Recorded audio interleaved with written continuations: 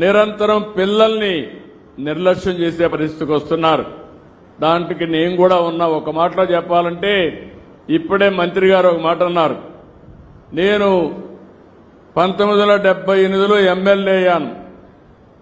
అక్కడి నుంచి మంత్రి అయ్యాను, ముఖ్యమంత్రి అయ్యాను, రాజకీయాల్లో బిజీగా ఉన్నాను.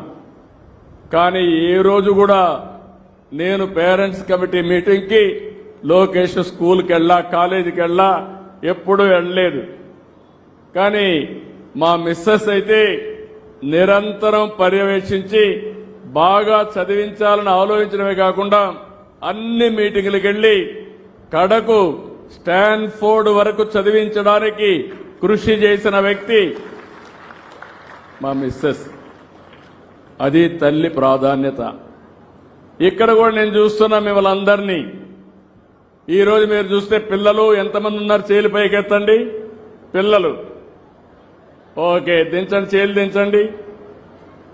తల్లులు మీరు చేలు పైకెత్తండి. ఆడవాళ్ళందరూ తల్లులు మాత్రం, తండ్రులు కాదు, తల్లులు మాత్రం ఓకే, దించండి. తండ్రులు చేలు పైకెత్తండి. తక్కువ కనపడుస్తున్నారు తండ్రులు, మీరు కూడా డుమ్మా కొట్టారు. అంటే ఇలాంటి సందర్భంలో నేను చూస్తే మీరే చూశారు. ఇప్పుడు తల్లులందరూ వచ్చారు, తండ్రులు మాత్రం డుమ్మా కొట్టారు. ఆ తప్పు చేయొద్దండి, మీ బాధ్యత. అందుకే నేను కూడా ఆలోచించాను. నేనెప్పుడు మహిళా పక్షపాతిని. నేను చేసిన కార్యక్రమాలన్నీ ఆడబిడ్డల పేరుతోనే ఆడబిడ్డలకే చేశాను. ఎప్పుడో డాక్రా సంఘాలు పెట్టాను. పొదుపు ఉద్యమం నేర్పించింది నేనే నా ఆడబిడ్డలకి.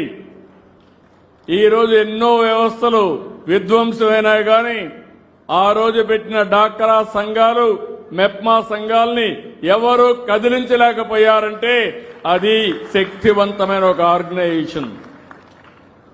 ఆ తర్వాత కూడా నేను ఆలోచించాను. ఒకప్పుడు చాలా వివక్షత ఉండేది. ఆడబిడ్డల్ని మగవాళ్ళు ఇంట్లో తల్లి కూడా చదివించేది కాదు. ఆ రోజు మీరు ఆలోచించింది, మగపిల్లవాడిని చదివిస్తే మనకు తిండి పెడతాడు, మనల్ని చూసుకుంటారు. ఆడపిల్లల్ని మాత్రం వీలైన తొందరలో పెళ్లిళ్లు చేసి ఒక ఇంటికి పంపించేయాలనుకునేవారు. నేను ఆ రోజు ఒకటే ఆలోచించాను.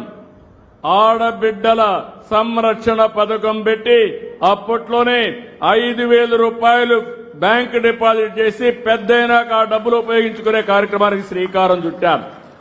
అదే కాదు, కాలేజీల్లో 33% ఉద్యోగాల్లో రిజర్వేషన్లు పెట్టాను. నేను ఒకటే ఆలోచించాను, మగ పిల్లల కంటే ఆడపిల్లలు తక్కువ కాదు. తల్లిదండ్రులు బిడ్డల్ని సమానంగా చూసుకోవాలి. ఆ స్ఫూర్తితోనే ఈరోజు ఎంతమంది పిల్లలుంటే అంతమంది పిల్లలకి తల్లికి వందనం ఇచ్చాం. ఈరోజు ఇక్కడ చూస్తే ఓసారి మనం చేసే కార్యక్రమాలు ఒక చరిత్రకు శ్రీకారం చుడతాయి. అదే నేను ఒకే బిడ్డకిస్తే ఒకరు మాత్రం చదివిస్తారు. ముగ్గురిని లేకుంటే నలుగురిని ఈరోజు నేను చూస్తున్నాను. ఇక్కడ నా పక్కన కూర్చున్న వాళ్ళిద్దరికీ 4 పిల్లలకి తల్లికి వందనం వస్తా ఉంది. కొంతమంది 6-7 మందికి వచ్చింది. అదొక శుభ పరిణామం.